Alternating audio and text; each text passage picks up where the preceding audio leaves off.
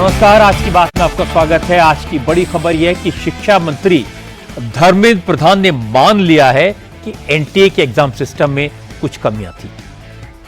CBSE के paper checking system OSM में भी कुछ खामियां रह गई थी और सरकार पूरे सिस्टम को दुरुस्त करने में लगी है। जिन बच्चों ने री एवेल्युएशन के लिए अप्लाई किया है, उनकी कॉपियों की फिर से जांच होगी। किसी भी स्टूडेंट की शिकायत को अनअटेंडेड नहीं छोड़ा जाएगा। धर्मेंद्र प्रधान ने यह कहा कि जो गड़बड़ी हुई है, शिक्षा मंत्री होने के नाते उसकी जिम्मेदारी लेते हैं और यकीन दिलाते हैं कि सरकार ऐसे पुख्ता इंतजाम करेगी जिससे भविष्य में इस तरह की गड़बड़ न हो सके। लेकिन सुप्रीम कोर्ट ने आज सरकार से सख्त सवाल पूछे। कोर्ट ने कहा, जो कदम अब उठाए जा रहे हैं वो पहले क्यों नहीं उठाए गए? अगर गड़बड़ी हुई तो क्या सरकार ने लापरवाही करने वालों की जिम्मेदारी फिक्स की? अगर अब तक गड़बड़ी करने वालों की पहचान ही नहीं हुई तो फिर यह गारंटी कैसे दी जा सकती है कि फिर पेपर लीक नहीं होगा? सरकार की तरफ से कोर्ट को बताया गया कि प्रधानमंत्री नरेंद्र मोदी खुद इस मामले पर नजर रख रहे हैं। पेपर सुरक्षित तरीके से एग्जाम सेंटर तक पहुंचे, इसमें एयरफोर्स की मदद लेने पर भी विचार किया जा रहा है। आईआईटी के एक्सपर्ट से हेल्प ली जा रही है।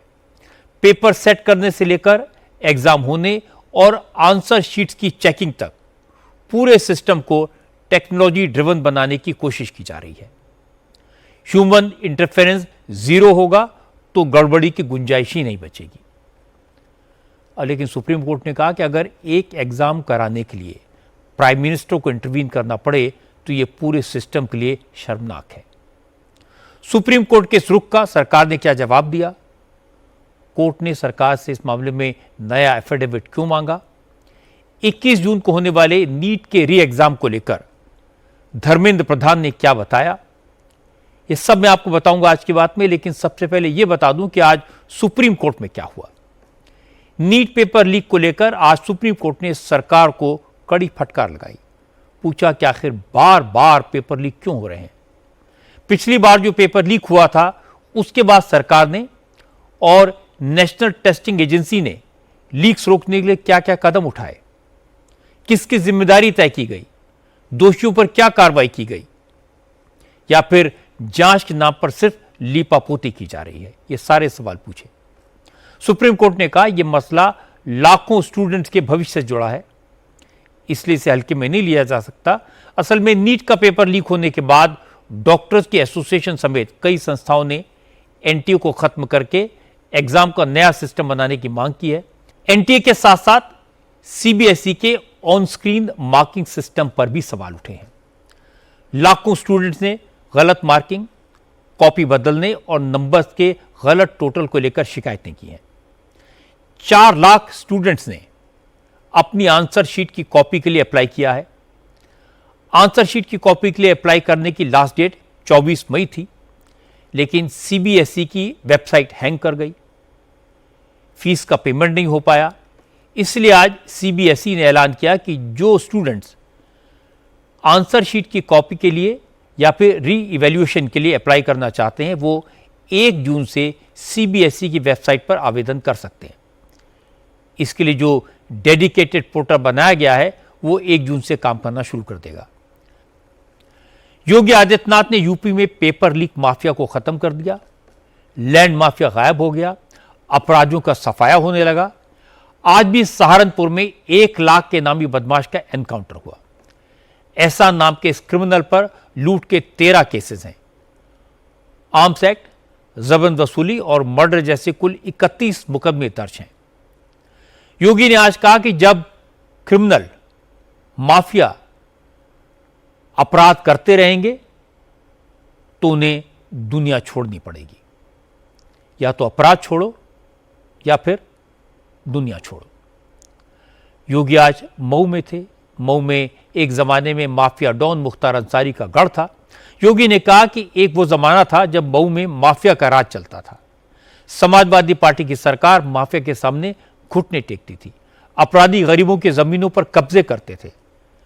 और अब ऐसा दौर आया है जब दूसरों को धमकाने वाले ऊपर पहुंच चुके हैं और जिन जमीनों पर माफिया का कब्जा था उन जमीनों पर गरीबों के लिए घर बन रहे हैं। योगी का असर बिहार में कैसे दिखाई दिया, इसका एक एग्जाम्पल आज ही मिला। यहां मुख्यमंत्री सम्राट चौधरी योगी के रास्ते पर चलने लगे हैं, इसका उदाहरण मिला।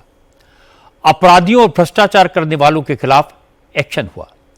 आज पटना में स्पेशल विजिलेंस यूनिट ने अफसरों के साथ मिलकर सरकारी टेंडर में हेरफेर का घोटाला किया, उसका उजागर किया।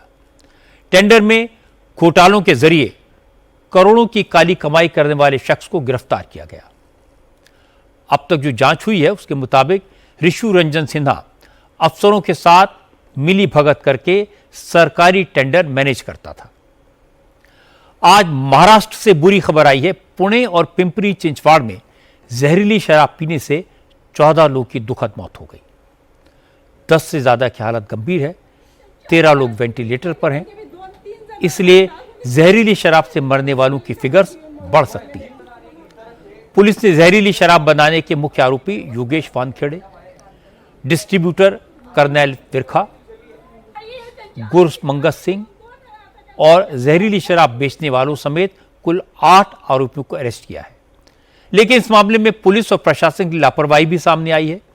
पता यह लगा कि जहरीली शराब पीने से पहली मौत कल पिंपरी चिंचवाड़ में हुई थी। लोग इसकी शिकायत लेकर दापोडी थाने गए, लेकिन पुलिस ने हार्ट अटैक की मौत बताकर लोगों को लौटा दिया। एफआईआर तक दर्ज नहीं की। इसके बाद कुछ लोगों की तबीयत खराब हुई। एक ही इलाके में 5 लोगों की मौत हो गई। पुणे से भी जहरीली शराब के पीने से लोगों की मौत की खबर आने लगी। तब जाकर पुलिस जागी और हरकत में आई। सुप्रीम कोर्ट ने आज एक बड़ा फैसला सुनाया। कहा कि हाई कोर्ट के जज किसी भी मामले में जजमेंट को 3 महीने से ज्यादा रिजर्व नहीं रख सकते और जमानत के केसेस में फैसला 24 घंटे से ज्यादा रिजर्व न रखा जाए। चीफ जस्टिस सूर्यकांत और जस्टिस जयमाल्या बागची की बेंच ने आज स्पेशल पावर्स का इस्तेमाल किया। सभी हाई कोर्ट्स को स्पेशल डायरेक्टिव्स दिए। सुप्रीम कोर्ट ने कहा कि हाई कोर्ट केस की सुनवाई के बाद फैसला रिजर्व करके मामले को नहीं लटका सकते। असल में झारखंड के केस में हाई कोर्ट ने 4 दोषियों की अपील का फैसला 4 साल से सुरक्षित रखा है। इसके खिलाफ सुप्रीम कोर्ट में अपील की गई थी। इस पिटीशन पर सुनवाई के दौरान सुप्रीम कोर्ट ने कहा, इस तरह की देरी स्वतंत्रता के अधिकार का उल्लंघन है, इसलिए हाई कोर्ट 3 महीने से ज्यादा फैसला रिजर्व नहीं रख सकते। आज सुप्रीम कोर्ट ने विनेश फोगाट को एशियन गेम्स के सिलेक्शन ट्रायल में शामिल होने की मंजूरी दे दी, लेकिन विनेश के रवैये पर सवाल भी उठाए।